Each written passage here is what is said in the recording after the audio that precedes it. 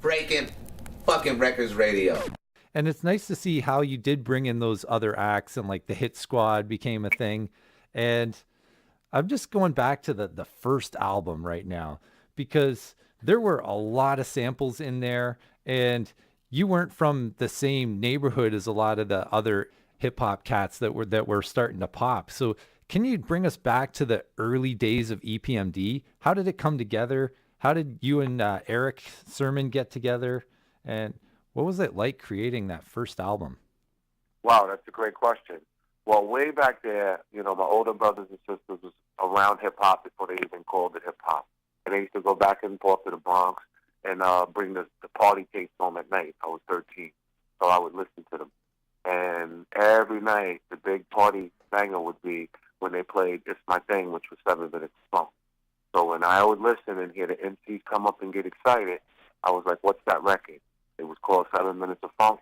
Took that to the studio, looped it up. My older brother was signed to Tommy Boy Records. So they put a record out, Smitty D and the Rock Squad. I think it was like 85. And he was before his time. So once it came back around, Rakim, who lived about 3 towns away from us in Wyandanch, we felt like, yo, that's the sign. You got Public Enemy in Freeport, Roosevelt, Long Island. Now you got Rakim, who's 3 towns away. So we felt that, yo, we had what it took, Erick and I. So we went in the studio. We recorded It's My Thing. You a customer. We released it. It did real well in Canada.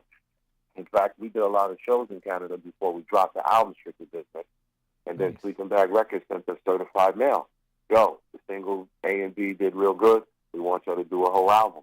So we went in the studio, you know, and stuck to the script. And the big difference back there than now is you knew you had to sound different. Like Big Daddy Kane didn't sound like Rakim.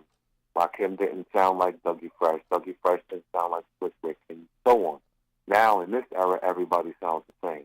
So the whole purpose of putting Strictly Business, the album, together was to sound totally different than any type of sound of music out at that time. And that's what we did. And then after dropping that album, Run DMC called us up and invited us on the Rundown tour. And then we really went to the next level.